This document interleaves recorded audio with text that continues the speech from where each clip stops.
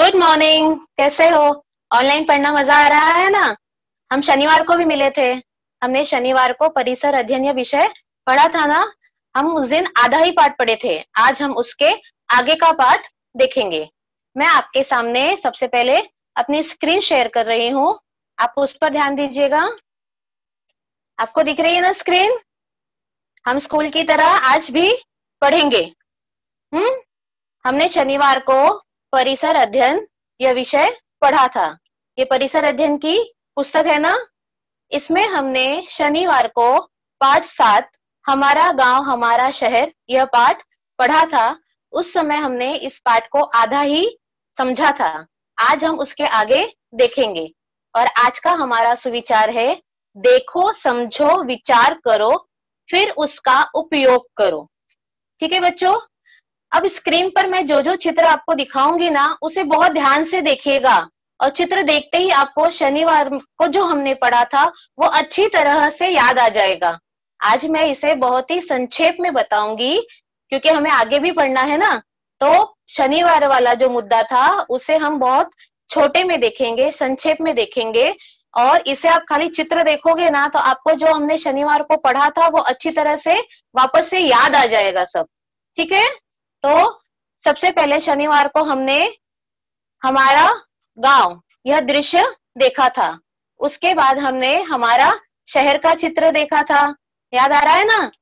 और आगे हमने गांव और शहर में तुलना की थी, अंतर किया था, जिसके अंतर्गत हमने गांव के लोगों की वेशभूषा साधारण व पारंपरिक होती है यह भी देखा था। और इसके साथ ही शहर के लोग फैशनदार, आकर्षक और पश्चिमी सभ्यता यानी कि वेस्टर्न कपड़ों का उपयोग अधिक करते हैं। इन सब के बारे में हमने विस्तार से शनिवार को जानकारी प्राप्त की थी। इसके साथ ही हमने गांव के घर कच्चे होते हैं, खपरेल वाले होते हैं, खुली जगह में होते हैं, हवादार होते हैं और बड़े बड़े होते हैं। ये हमने बहुत अच्छी तरह से देखा था ना। जबकि शहरों में घर बिल्डिंगों में होते हैं, चालियों में होते हैं, घर छोटे होते हैं और जगह भी कम होती है।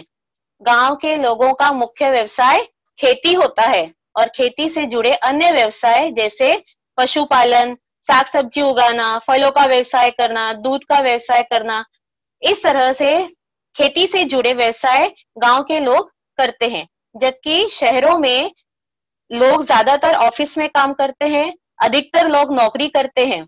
और अन्य सुविधाओं में हमने देखा था गांव में स्कूल होते हैं और स्कूल के बारे में हमने जानकारी ली थी। इसके साथ ही हमने शहर के स्कूल की भी जानकारी प्राप्त की थी। शहरों में बड़े बड़े कॉलेज और महाविद्यालय होते हैं जहां बच्चे उच्च शिक्षा प्राप्त करते हैं। गांव में सड़कें कच्ची होती हैं। देख रहे हो ना आप चित्र में? चित्र देख करके आपको बहुत कुछ याद भी आ रहा होगा शनिवार का। तो शहर में सड़कें पक्की होती हैं, बड़ी बड़ी होती हैं, चौड़ी होती हैं और बीमार पड़ने पर इलाज के लिए गांव में प्राथमिक आरोग्य केंद्र होते हैं। तो शहरों में बड़े बड़े अस्पताल होते हैं जहां बड़ी बड़ी बीमारियों का इलाज किया जाता है। इसके साथ ही हमने गांव और शहर के अंतर में देखा था कि शॉपिंग मॉल, रिसोर्ट, गार्डन यह हमें शहरों में देखने को मिलते हैं। तो गांव में चारों ओर हरियाली, खेत खलियान, आम अमरूद के बाग, नदियां, कुएं देखने को मिलते हैं। गांव के लोग सरल जीवन जीते हैं। वहां की बोली भाषा में प्रेम व सहजता देखने को मिलती है। जबकि शहर के लोगों का जीवन भागदौड़ से भरा होता है, तनाव व चिंता से भरा रहता है। शहर के लोग व्यस्त रहते हैं। गांव के लोगों के भोजन में शुद्धता व पौष्टिकता अधिक होती है। गांव के लोगों का स्वास्थ्य भी अच्छा रहता है और शहर के लोग अच्छे स्वास्थ्य और शुद्ध भोजन के लिए, जीवन में सुकून पाने के लिए गांव जाकर अपनी छुट्टियां बिताते हैं। गांव की व्यवस्था ग्राम पंचायत देखती है तो शहरों की व्यवस्था नगर पालिका देखती है और महानगर पालिका देखती है। इसके बाद हमने गांव में कौन सी वस्तुएं खेतों में उगाई जाती है इस चित्र में हमने इसमें देखा था कि पत्ता गोभी, टमाटर, फूल गोभी यह वस्तुएं खेतों में गांव में उगाई जाती हैं। और कारखाने में बनने वाली वस्तुओं में हमने छाता, जैकेट और साइकिल इसको देखा था। इस प्रकार हमने देखा गांव से शहर आने वाली वस्तुएं, जिसमें अनाज, साग सब्जी, फल, दूध है। तो शहर से गांव ले जाने वाली वस्तुओं में साइकिल, खिलौने, पुस्तकें देखी। चूंकि यह कारखाने में बनती है, तो कारखाने में और भी बहुत सारे सामान बनते हैं। तो कारखाने में और बहुत सारे सामान कौन से बनते हैं, ये हमने उस दिन भी देखा था। खेती के औजार बनते हैं, कपड़े बनते हैं कारखानों में, औषधियां बनती हैं कारखानों में, मोटर कार भी कारखानों में ही बनती है, और इसके साथ ही साबुन, कांच, बल्ब जैसी बहुत सारी वस्तुएं कारखाने में बनती हैं। ये वस्तुएं कारखाने में बनती हैं, कारखाने शहरों के पास होते हैं। गांव और शहरों के लोग इनका उपयोग करते हैं। शहर की वस्तुएं गांव पहुंचाई जाती हैं, तो गांव की वस्तुएं शहर में लाई जाती हैं। शहर और गांव एक दूसरे से जुड़े हैं। शहर और गांव को जोड़ने की प्रमुख भूमिका निभाई परिवहन के साधन और संचार के साधनों ने। परिवहन के साधनों में हमने बहुत सारे साधन देखे। आप देख रहे हो ना चित्र में। इन साधनों में हमने देखा कि यातायात के मार्गों को 3 भागों में बांटा गया है: जल मार्ग, थल मार्ग और वायु मार्ग। जल मार्ग के साधनों में हमने नौकाओं और जहाजों को देखा। थल मार्ग के साधनों को 2 भागों में बांटा है। पहला सड़क मार्ग, जिस पर बस, टैक्सी, रिक्शा, बाइक जैसे साधन चलते हैं, जो कि आपको चित्र में दिख रहे हैं। तो थल मार्ग के दूसरे साधनों में अगर हम देखें तो पटरी पर चलने वाले साधन है, जो कि पहले देखिए यहाँ पे रेल दिख रही है ना, रेलगाड़ी ये पटरी पर चलती है। मोनोरेल, मेट्रो रेल जैसे वाहन ये पटरी पर चलते हैं। इन सब की विस्तार से जानकारी हमने शनिवार को प्राप्त की थी। इसके साथ ही हमने वायु मार्ग में हेलीकॉप्टर और एरोप्लेन को भी देखा था। इसके साथ हमने एक नई जानकारी प्राप्त की थी, रोपवे। इसकी जानकारी भी हमने आपको शनिवार को दी थी। ये रोपवे जंगली व पहाड़ी इलाकों में इसकी सुविधा की गई है। फिर हमने परिवहन के साधनों की जोड़ियां मिलाई थी रास्तों के साथ। इस प्रकार हमने गांव और शहर को जोड़ने वाले परिवहन के साधनों की विस्तार से जानकारी प्राप्त कर ली थी। यहां तक हमने शनिवार को पढ़ा था। आपको चित्र देख करके बहुत कुछ याद आ गया होगा। याद आया ना बच्चों? गांव और शहर को जोड़ने का एक और प्रमुख साधन है संचार के साधन। ये हमारे लिए उस पाठ का आगे का हिस्सा है। इसे बहुत ध्यान से सुनिएगा, इसका मैं विस्तार से आपको स्पष्टीकरण दूंगी। अब संचार के साधन यानी क्या? तो संचार के साधन का अर्थ है जिन साधनों का उपयोग जानकारी तथा संदेश प्राप्त करने या भेजने के लिए किया जाता है, उन्हें संचार के साधन कहते हैं। वापस से एक बार सुनिएगा। जिन साधनों का उपयोग जानकारी तथा संदेश प्राप्त करने या भेजने के लिए किया जाता है, उन्हें संचार के साधन कहते हैं। अब उदाहरण के लिए मैं आपको यहाँ पर एक स्पष्टीकरण देती हूँ। अगर आपको गांव आपके रिश्तेदार के पास कोई संदेश देना है, तो आप किसका उपयोग करोगे? फोन, मोबाइल या फिर चिट्ठी लिखेंगे? पहले चिट्ठियां यानी कि पत्र लिखते थे लोग, पर अब तो सीधे फोन करके बात कर लेते हैं, है ना? आपके घर में भी फोन होते होंगे गांव में। लेकिन जब हमारे देश के प्रधानमंत्री या राष्ट्रपति जी को कोई संदेश जनता को देना है, तो वे किसका उपयोग करेंगे? तो वे अपना संदेश समाचार पत्र, रेडियो, टीवी द्वारा प्रसारित कर सकते हैं। इस समय अगर मैं आपको उदाहरण दूं, तो कोरोना महामारी के समय जब पहला लॉकडाउन हुआ था, तब हमारे देश के प्रधानमंत्री जी ने इस लॉकडाउन की सूचना किसके माध्यम से दी थी? बराबर, टीवी के माध्यम से दी थी। और उसके बाद उसकी सूचना समाचार पत्रों में, रेडियो में, सब जगह आई। तो रेडियो, टीवी, समाचार पत्र ये हमारे संचार के साधन हुए ना। और जब हमें कोई विशेष जानकारी प्राप्त करनी होती है, तो हम संगणक अर्थात कंप्यूटर का उपयोग कर लेते हैं। तो इस प्रकार हमने यहाँ देखा कि पत्र, मोबाइल, रेडियो, टीवी, समाचार पत्र, संगणक, ये हमारे संचार के साधन हैं। इसकी हम और अच्छी तरह से जानकारी प्राप्त करेंगे। अब ये चित्र आप देख रहे हैं ना, इस चित्र में बहुत सारे लोग आपको दिखाई दे रहे हैं। पहले हम लोगों से परिचय प्राप्त करते हैं। ये है दादाजी और ये है दादी जी, ये पिताजी और यहाँ पर खड़ी है माता जी, ये डाकिया है और यहाँ पर बैठी है दीदी और यहाँ पर बैठे हैं भैया। अब हमें इस चित्र में यह देखना है कि कौन क्या कर रहा है। अब यहाँ पे इस चित्र में देखोगे तो दादाजी क्या कर रहे हैं? दादाजी समाचार पत्र पढ़ रहे हैं जिसमें देश दुनिया की खबरें छपती है ना। और दादी जी क्या कर रही हैं? तो दादी जी टीवी देख रही हैं और टीवी से भी हमें बहुत सारी जानकारी मिलती है ना। पिताजी क्या कर रहे हैं? तो पिताजी मोबाइल फोन पर बात कर रहे हैं। और माँ क्या कर रही है? तो माँ डाकिए से पत्र ले रही है। दीदी क्या कर रही है? तो दीदी संगणक पर अर्थात कंप्यूटर पर काम कर रही है। भैया म्यूजिक प्लेयर पर गाने सुन रहे हैं। इस प्रकार हम संदेश तथा जानकारी प्राप्त करने या भेजने के लिए पत्र जैसे साधन का उपयोग करते हैं, संगणक अर्थात कंप्यूटर का भी उपयोग करते हैं, मोबाइल फोन का भी उपयोग करते हैं, फिर हम रेडियो का भी हमारे जीवन में बहुत उपयोग होता है। इसके साथ ही हम टीवी का उपयोग करते हैं, फिर समाचार पत्रों का उपयोग करते हैं। ये सारे साधन संचार के साधन हैं जिसका उपयोग हम अपने जीवन में करते हैं। एक मजेदार बात आपको मैं बताती हूँ। ये देख रहे हैं, ये है हमारा फोन। बहुत सालों पहले जब फोन का नया नया आविष्कार हुआ था, लोगों के जीवन में फोन ने कदम रखा था, उसके बाद का ये फोन है। इस फोन को देखिए, देख रहे हो ना, ये फोन इस तरह से उपयोग में लाया जाता था, दोनों हाथों से पकड़ के।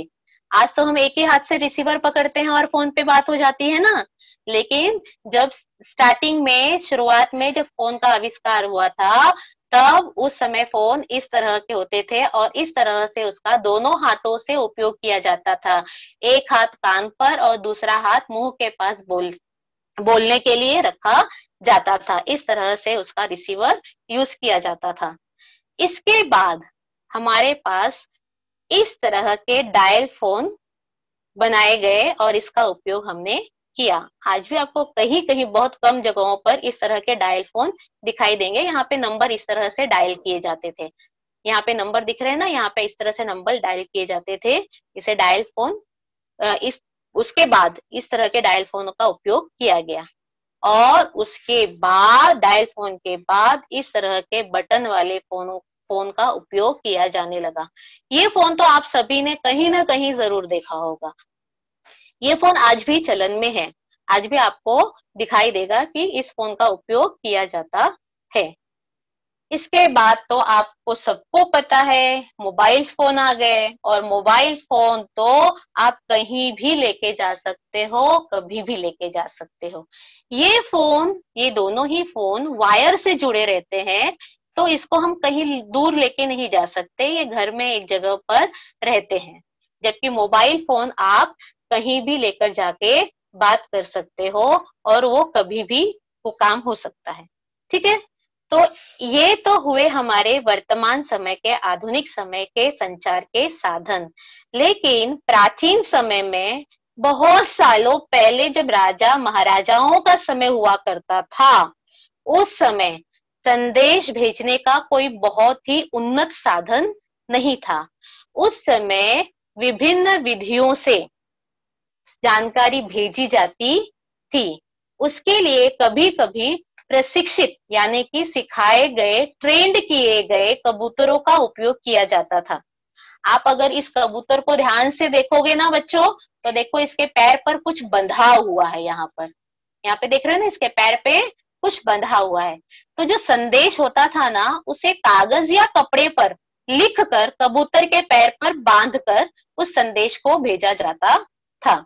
इस तरह से पुराने समय में भी, जब पत्र नहीं थे, फोन नहीं थे, टीवी रेडियो नहीं थे, कंप्यूटर नहीं था, तो उस समय भी लोग संदेशा भेजते थे। और संदेशा भेजने के लिए कबूतर जैसे पंछियों का उपयोग किया जाता था और इन्हें ट्रेंड किया जाता था, इन्हें सिखाया जाता था इस चीज के लिए। तो इस तरह से संदेश को भेजने का भी यह एक बहुत ही प्राचीन साधन था। इसके बाद हम देखते हैं बोली भाषा। मनुष्य भाषा की सहायता से परस्पर बातचीत करते हैं और अपने विचार दूसरों तक पहुंचाते हैं। दूसरों के विचार समझते हैं, सुनते हैं। एक ही भाषा विभिन्न प्रदेशों में अलग अलग ढंग से बोली जाती है। प्रदेश के अनुसार उस भाषा के शब्दों के उच्चारण भी बदल जाते हैं। उस भाषा पर अन्य भाषाओं का भी प्रभाव पड़ता है। अन्य भाषाओं के शब्द हमारी भाषा में आते हैं और इस प्रकार विभिन्न प्रदेशों में एक ही भाषा की बोलियां उत्पन्न होती हैं। उदाहरण के लिए अगर हम यहाँ देखें तो अहिरानी, मालवनी, वराड़ी ये मराठी भाषा की कुछ बोलियां हैं और मराठी महाराष्ट्र की राजभाषा है। बच्चों, यहाँ पर आपको बहुत ध्यान देना है कि मराठी जो ये भाषा है, ये महाराष्ट्र की राजभाषा है। हम महाराष्ट्र राज्य में रहते हैं ना, तो हमें यह बात मालूम होनी चाहिए। अगर हमसे कोई पूछे कि आप महाराष्ट्र राज्य में रहते हो, तो महाराष्ट्र राज्य की राजभाषा कौन सी है, तो हमें यह मालूम होना चाहिए कि मराठी यह महाराष्ट्र की राजभाषा है। अब बच्चों हम आगे चलते हैं, किसी से दोस्ती करते हैं। अब किसी से दोस्ती का मतलब है मानचित्र से दोस्ती। मानचित्र से दोस्ती, देखो किसी से हम दोस्ती करते हैं तो सबसे पहले उसका नाम जानते हैं, है ना। तो मानचित्र से दोस्ती करने से पहले भी मैं आपको एक बात बता दूं, मानचित्र को नक्शा इस नाम से भी जाना जाता है। और ये नक्शा और मानचित्र में जो इनका नाम होता है, देखिए ये यहाँ होता है। ये मानचित्र कहाँ का है, इस जगह का है, यह हमें उसके नाम से पता चल जाता है। जैसे अगर हम यहाँ पर इस मानचित्र का नाम देखें तो बृहन मुंबई, प्रमुख सड़कें, रेल मार्ग एवं प्रसिद्ध स्थान इस मानचित्र का नाम है। ये नाम पढ़ते ही आपको ये समझ में आ गया होगा कि इस मानचित्र में क्या क्या चीजें दी गई है। इस मानचित्र में बृहन मुंबई की प्रमुख सड़कें दी गई हैं, रेल मार्ग दिया गया है और प्रसिद्ध स्थान की जानकारी इस मानचित्र में दी गई है। ये नाम पढ़ते ही हमारी समझ में आ जाता है। देखो बच्चों, जब हम किसी से दोस्ती करते हैं तो उसके बारे में हमें कुछ जानकारी रखनी चाहिए ना। तो आज हम जब मानचित्र से मित्रता करने जा रहे हैं तो मानचित्र की कुछ जानकारी हमारे पास भी होनी चाहिए। अब सबसे पहले मानचित्र की जरूरत क्या थी, इसकी किस तरह से इसका उपयोग किया जाता है। तो देखो बच्चों, हमारा संसार जो है ये बहुत बड़ा है। ये हमारा संसार बहुत बड़ा है। अगर इस पूरे संसार को एक जगह पर हमें देखना है तो उसके लिए हम मानचित्र का उपयोग करते हैं। हमें संसार के जिस हिस्से को भी देखना है या जिस भाग को भी देखना है, जिस शहर को, जिस नगर को, जिस राज्य को देखना है, जिस प्रदेश को देखना है, वहां का अगर हम मानचित्र देखें तो हमें उस प्रदेश की, उस राज्य की, उस शहर की पूरी जानकारी मिल जाती है एक ही जगह पर, है ना बच्चों। अब वो कैसे, तो मैं आपको वो भी बताती हूँ। पहली बात तो मानचित्र को मत देखो, मानचित्र में देखो, क्योंकि जो शहर है वो उस जगह में है ना। तो वो मानचित्र के में देखो, और मानचित्र में देखने के लिए सबसे पहले उसकी दिशाएं देखो। जैसे कि इस मानचित्र में नीचे की तरफ दिशा दी गई है, उत्तर, दक्षिण, पश्चिम, पूर्व। मानचित्र को देखने का सबसे अच्छा तरीका है इसे जमीन पर फैलाकर देखना चाहिए, क्योंकि अगर हम इसे दीवार पर टांग कर देखें तो ये दिशाएं ठीक से बैठेंगी नहीं, क्योंकि दीवार पे टांगते ही मानचित्र की दिशा में ऊपर की तरफ आकाश और नीचे की तरफ जमीन हो जाती है। जबकि अगर आपको सही मानचित्र देखना है तो इसे जमीन पर फैला लीजिए और इसकी दिशाएं सेट कर लीजिए। जिस दिशा में पूर्व दिशा है उस दिशा में मानचित्र का पूर्व भाग, जिस दिशा में पश्चिम है उस दिशा में मानचित्र का पश्चिम भाग, जिस दिशा में उत्तर है उस दिशा में मानचित्र का उत्तरी भाग रखिए और जिस जिस दिशा में दक्षिण है उस दिशा में मानचित्र का दक्षिण भाग रखिए। अब बच्चों, आपने दिशाएं और मानचित्र वाले पाठ में बहुत अच्छी तरीके से पढ़ा था कि जिस दिशा से सूरज निकलता है वह पूर्व की दिशा है, तो पूर्व के सामने पश्चिम, दाहिनी तरफ दक्षिण और बाईं तरफ उत्तर दिशा होती है, ये सभी को पता है। तो इसी तरह से उस मानचित्र को आप जमीन पर सेट कर लीजिए। पूर्व की तरफ मानचित्र की पूर्व दिशा और पश्चिम की तरफ पश्चिम, उत्तर की तरफ उत्तर दिशा मानचित्र की और दक्षिण की तरफ दक्षिण दिशा मानचित्र की। अगर आपने दिशाओं के अनुसार मानचित्र को सेट कर लिया तो आपका मानचित्र पठन बहुत ही आसान हो जाएगा। आप अपने दोस्त से अच्छी तरह से मित्रता कर सकते हैं।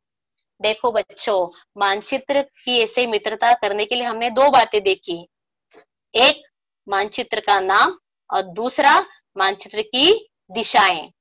अब तीसरी बात है जो कि बहुत ही महत्वपूर्ण बात है और वो है मानचित्र में दी गई सूची। देखिए यहाँ पर सूची नीचे की तरफ दी गई है।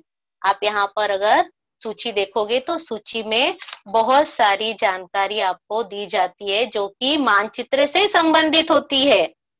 अगर आपने ये सूची समझ ली तो मानचित्र को समझना बहुत ही आसान हो जाएगा। मानचित्र को समझने के लिए इस सूची को समझना बहुत जरूरी है।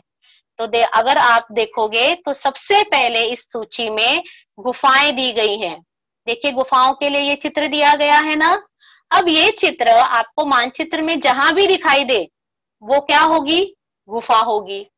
अब किले के लिए ये चित्र दिया गया है तो मानचित्र में अगर आपको ये चिन्ह दिखाई देता है तो वहां पर किला है, ये समझ लीजिए। इसके बाद यहाँ पर देखिए, यहाँ पे रेस कोर्स के लिए ये चित्र दिया गया है। तो आपको मानचित्र में ये चित्र जहां भी दिखाई दे समझ जाइए कि वहां पर रेस कोर्स है। और प्रसिद्ध स्थल और अन्य स्थान के लिए क्या मानचित्र में दिया? देखिए ये गोला दिया गया है। तो अगर आपको ये चित्र मानचित्र में जहां भी दिखाई देता है तो समझिए कि यहाँ पर वो प्रसिद्ध स्थल है, स्थान है जहां पर आप घूमने जा सकते हो। इसके बाद मानचित्र में आप देखोगे कि अन्य मार्ग भी दिए गए हैं, उसके लिए अलग निशान दिया गया है, लाइन दी गई है ना उसके लिए। तो मोनोरेल के लिए अलग चिन्ह है, रेल मार्ग के लिए अलग चिन्ह है। सागर को पाटकर तैयार की गई भूमि का भाग देखिए दर्शाया गया है, हल्के हरे रंग से दिखाया गया है। अगर हम यहाँ पे देखें तो जितना भी हल्के हरे रंग वाला भाग है ये पूरा सागर को पाट करके क्या बनाई गई है? जमीन बनाई गई है। तो इस तरह से मानचित्र के अगर सूची को आप समझ लेते हैं तो मानचित्र का पठन बहुत ही आसान हो जाता है। अब इसके बाद आप देखोगे कंदराएं। कंदराएं यानी कि गुफाएं। अगर ये चिन्ह आपको कहीं दिखाई दे तो समझ जाइए वहां पर कंदराएं हैं यानी कि गुफाएं हैं। और इस चिन्ह का मतलब है राष्ट्रीय उद्यान। अगर आपको मानचित्र में यह चिन्ह दिखाई दे तो राष्ट्रीय उद्यान वहां पर है, ये समझिए। और हवाई अड्डे के लिए ये चिन्ह मानचित्र में दिखाया गया है। सूची में चिन्ह दिया गया है तो अगर यह चिन्ह आपको मानचित्र में जहां भी दिखाई देता है तो समझिए वहां पर हवाई अड्डा है। अब देखते हैं यहाँ पर कि हम सबसे पहले हम क्या देखेंगे? हवाई अड्डा देखेंगे कि हमारे बृहन मुंबई में, मुंबई उपनगर जिले में जहां हम रहते हैं वहां पर हवाई अड्डा कहाँ है? आप यहाँ पे नीले रंग का गोल देख रहे हैं ना, ये है हमारा हवाई अड्डा। देखिए यहाँ पर आपको जो सूची में आपने चिन्ह देखा था ना वो चिन्ह भी आपको दिखाई देगा।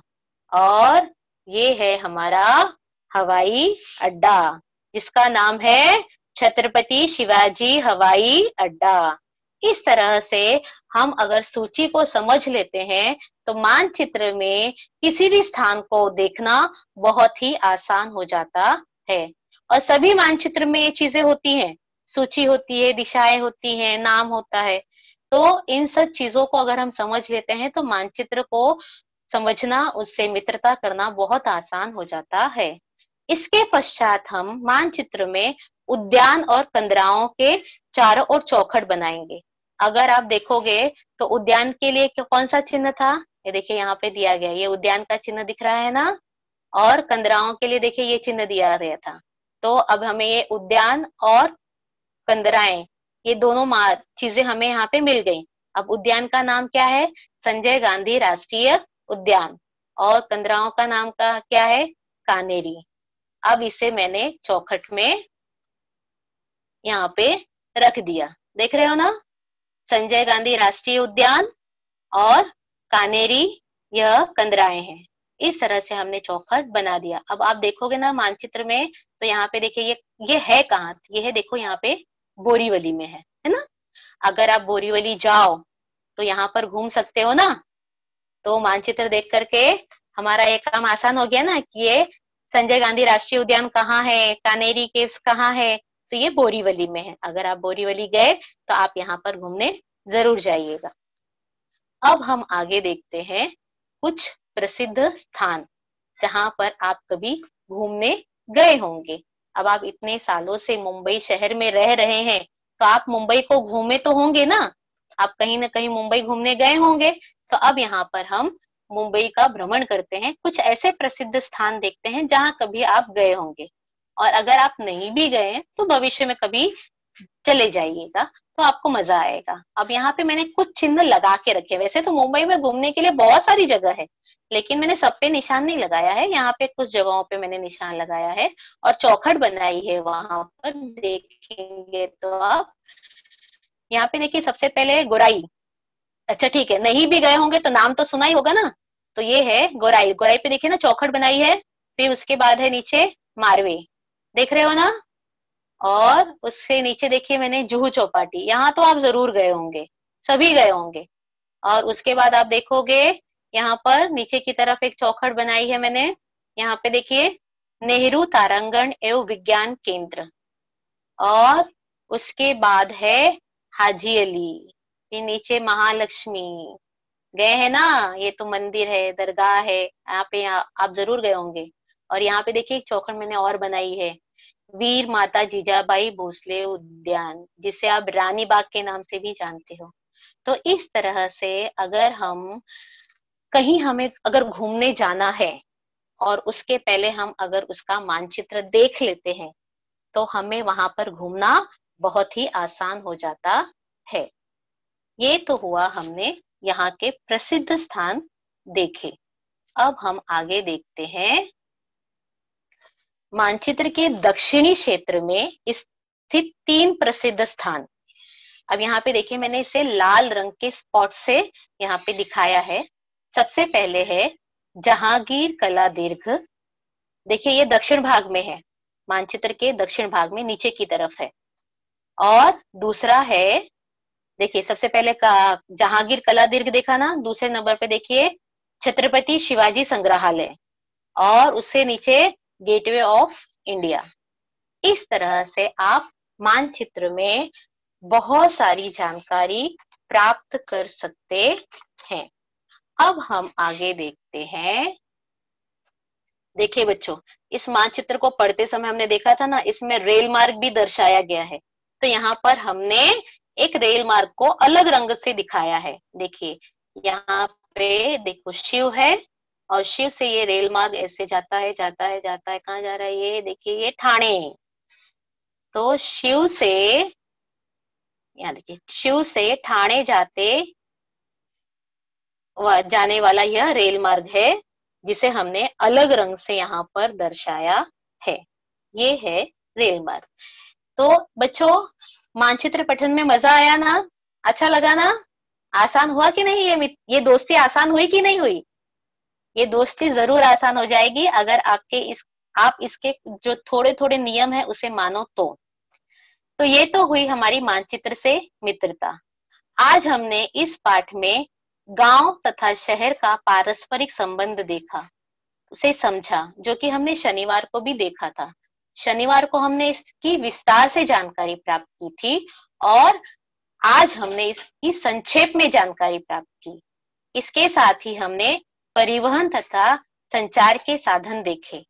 परिवहन और संचार के साधन की व्यवस्था किस तरह से हमारे लिए आवश्यक होती है, ये भी हमने जाना। इन सब के बावजूद हमें एक बात हमेशा याद रखनी चाहिए। वर्तमान समय में परिवहन तथा संचार के साधनों का अत्यधिक विकास हुआ है, परंतु इन साधनों के अत्यधिक उपयोग के कारण प्रदूषण में भी वृद्धि हुई है। प्रदूषण यानी क्या बच्चों? जिससे वातावरण दूषित होता है। देखिए बच्चों, अगर हम किसी चीज का उपयोग करते हैं, अगर उसके फायदे हैं तो उसके नुकसान भी कुछ न कुछ होते हैं। तो हमें अगर फायदे दिखाई दे रहे हैं तो उसके नुकसान क्या है, इसे जान करके उससे दूर रहना हमारे लिए बहुत जरूरी हो जाता है।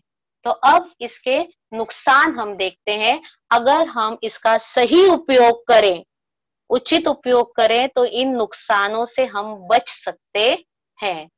अब जैसे परिवहन के साधनों में हमने वाहन देखे, आप देखते हो ना, गाड़ियां बहुत होती हैं रोड पर, बहुत सारी रोड पर गाड़ियां होती हैं और गाड़ियों से धुआं निकलता है, जिससे वायु प्रदूषण होता है।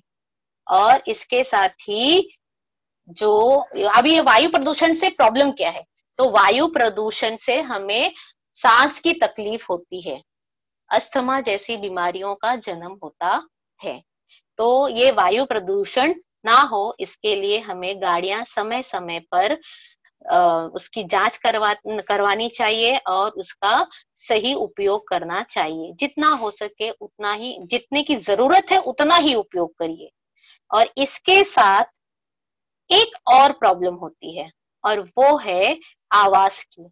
जब गाड़ियां रोड पर बहुत सारी होती हैं तो देखिए आवाज भी कितनी सारी होती है, तो उससे होता है ध्वनि प्रदूषण। अब ध्वनि प्रदूषण के कारण हमारे कान की इंद्रियों पर उसका बहुत बुरा असर पड़ता है और इसके साथ ही हमारे मस्तिष्क पर यानी कि दिमाग पर भी उसका असर पड़ता है। तो हमें इसका उपयोग करते समय थोड़ा ध्यान देना चाहिए कि जितनी जरूरत है उतना ही इसका उपयोग करें और अनावश्यक जगह पे हॉर्न या इस आवाज को थोड़ा हमें इससे कम करना चाहिए। इसके बाद हम आते हैं टीवी।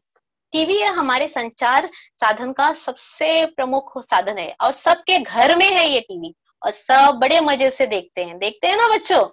लेकिन बच्चे अक्सर टीवी देखते समय ये भूल जाते हैं कि वो कितनी नजदीक से देख रहे हैं। नजदीक से टीवी देखने से प्रॉब्लम क्या होती है? आंखें खराब होती हैं, आंखें कमजोर हो जाती हैं, चश्मा भी बहुत जल्दी लग जाता है। तो इस तरह से अगर हम इतने नजदीक से अगर टीवी देखेंगे तो हमारी आंखों पर कितना बुरा प्रभाव पड़ेगा। इससे बेहतर है कि हम दूर बैठकर अगर टीवी को देखें तो मजे भी लेंगे और हम पर कोई उसका दुष्परिणाम भी नहीं होगा। तो हम जिन साधनों के बारे में हमने अभी पढ़ा, उन साधनों का अगर हम सावधानी पूर्वक उपयोग करें तो हमें इसके दुष्परिणामों से हम बच सकते हैं। इसके बाद हम देखते हैं बच्चों, ये है स्पीकर।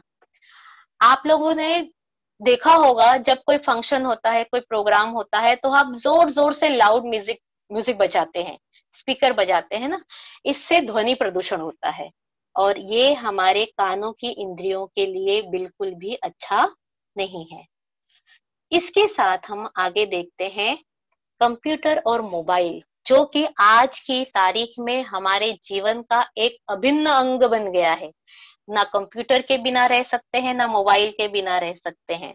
लेकिन अगर इसका जरूरत से ज्यादा उपयोग करें तो इसका नुकसान भी हमें बहुत होता है। जैसे अगर कंप्यूटर और मोबाइल पे आप लगातार घंटों काम करते हैं तो उससे आपको क्या क्या तकलीफ होती है? एक तो आपका सर दर्द, आंखों में तकलीफ, हाथ की कलाई में, हाथ की उंगलियों में, मांसपेशियों में बहुत तकलीफ होती है। अगर आप कंप्यूटर मोबाइल पर लगातार काम करते हैं तो आपकी गर्दन, आपके पास गर्दन में तकलीफ होगी, पीठ में दर्द होगा, सर दर्द होगा, आंखों में तकलीफ होगी, इस तरह की परेशानियां होती हैं। देखिए, कंप्यूटर और मोबाइल पर लगातार रहने से 4-4, 6-6, 8-8 घंटे जो काम करते हैं, उनको क्या तकलीफ होती है? तो वे बहुत जल्दी थक जाते हैं, बहुत जल्दी थक जाते हैं। उनके सर में दर्द भी होता है और उनकी नींद भी कम हो जाती है, यहाँ तक कि याददाश्त भी कम हो जाती है और कान की इंद्रियों पर भी इसका बहुत बुरा असर पड़ता है। साथ ही हमारे हड्डियों पर, हमारे जोड़ों पर भी इसका असर पड़ता है। तो बच्चों, इन चीजों का बहुत ही सावधानी के साथ इसका अगर उपयोग करें तो ही हमें ये फायदेमंद हो सकती हैं। जितनी आवश्यकता है उतना उपयोग करो। मैं ये नहीं कह रही कि इसका उपयोग नहीं करो, क्योंकि इसका उपयोग नहीं करेंगे तो हम तो दुनिया से पीछे हो जाएंगे ना। तो हमें तो आगे बढ़ना है, तो इसका उपयोग करिए, लेकिन सावधानी के साथ करिए। जितनी जरूरत है उतना करिए। अब मैं आपको एक उदाहरण देती हूँ। आपके घर में अगर 4 लोग हैं और वो चारों लोगों के हाथ में अगर मोबाइल है, तो लोग एक दूसरे से बात नहीं करते, उस मोबाइल में ही बिजी रहते। और अगर आप अपने मम्मी पापा से पूछोगे ना, तो जब ये मोबाइल फोन नहीं थे ना, तब लोग एक दूसरे से बातें करते थे, किस्से कहानियां अपनी अपनी एक दूसरे से कहते थे, एक दूसरे से हंसी मजाक करते थे, एक दूसरे की बातें सुनते थे, एक दूसरे की बातें समझते थे, एक दूसरे से मिलते थे। और अब जब हमारे पास मोबाइल है तो हम केवल उस पर मैसेज कर देते हैं। क्या कर देते हैं? केवल मैसेज कर देते हैं। लोग एक दूसरे से के पास तो आए हैं, हमें हालचाल मिल जाती है संचार के साधनों से, हम एक जगह से दूसरी जगह पे बड़े जल्दी पहुंच भी जाते हैं, लेकिन मोबाइल के आने से हमारी लोगों से आपस में संपर्क, डायरेक्ट संपर्क हमारा कम हो गया है। ज्यादातर लोग मोबाइल पर ही अपना काम पूरा कर लेते हैं। ऐसा नहीं करना चाहिए।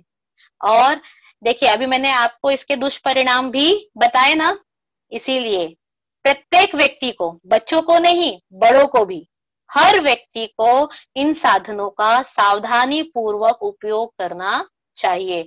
अगर हम सावधानी पूर्वक इन साधनों का उपयोग करेंगे तो ही हमें ये फायदेमंद है। और आवश्यकता जितनी हो उतना ही इसका उपयोग करें तो बेहतर होगा। ठीक है बच्चों, मजा आया पाठ पढ़ने में? अब हम यहाँ पर इसका स्वाध्याय देखते हैं। इस स्वाध्याय में आपको एक परिच्छेद दिया गया है और उसके नीचे प्रश्न दिए गए हैं। परिच्छेद को पढ़कर समझना है और उसके अनुसार ही इन प्रश्नों के उत्तर देने हैं।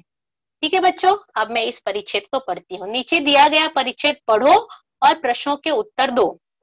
पूजा अपनी सहेली के घर जाने के लिए निकली थी।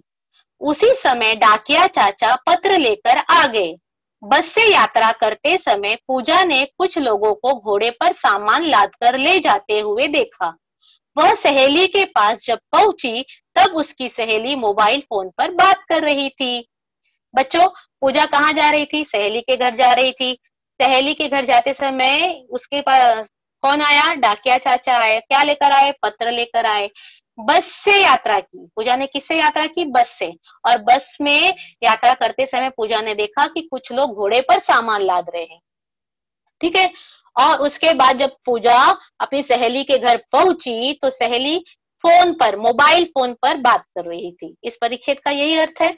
अब आपको नीचे प्रश्न दिए गए हैं और इस प्रश्न के उत्तर आपको इसी परिच्छेद के अनुसार लिखने हैं। देखिए, पहला प्रश्न है, परिवहन के साधन कौन से हैं? तो इस परिच्छेद में बस से पूजा ने यात्रा की थी तो वह एक परिवहन का साधन, और यात्रा करते समय पूजा ने क्या देखा था? घोड़े पर सामान लाते हुए, तो घोड़ा यह भी परिवहन का साधन है। इसके बाद हमारा दूसरा प्रश्न है यहाँ पर, संचार के साधन कौन से हैं? तो इस परिच्छेद में एक तो डाकिया चाचा क्या लाए थे, पत्र लाए थे, वो एक हमारा संचार का साधन है। और दूसरा, पूजा की जो सहेली थी वह किस पर बात कर रही थी, तो मोबाइल फोन पर बात कर रही थी, ये हमारा संचार का दूसरा साधन है। इस तरह से हमने ये स्वाध्याय हल किया।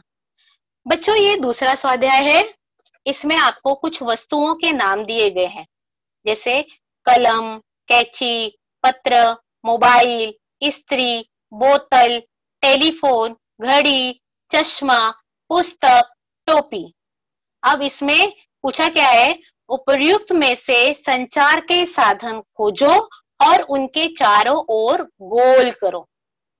अब इसमें संचार के साधन कौन से हैं? कलम नहीं, कैंची नहीं, पत्र। पत्र है ना संचार का साधन। और मोबाइल, मोबाइल भी संचार का साधन है। फिर इस्त्री, बोतल, बोतल भी नहीं, इस्त्री भी नहीं। टेलीफोन, टेलीफोन संचार का साधन है। घड़ी नहीं, चश्मा नहीं, पुस्तक, हाँ पुस्तक भी संचार का साधन है। कई बार हमें बहुत सारी जानकारी पुस्तकों से मिल जाती है। और टोपी संचार का साधन नहीं है। तो हमें पत्र, मोबाइल, टेलीफोन, पुस्तक, इन्हें गोल करना है इस तरह से। इस तरह से हम इन पर गोला बना करके हमारा यह स्वाध्याय पूर्ण किया जा सकता है। बच्चों, हमारा ये पाठ यहाँ पर खत्म हुआ। आपको यह पाठ कैसा लगा आप जरूर हमें बताइएगा। और आपको अगर कुछ पूछना है तो आप अगली तासिका में मुझसे जरूर पूछिएगा, मैं इसका उत्तर आपको दूंगी। ठीक है।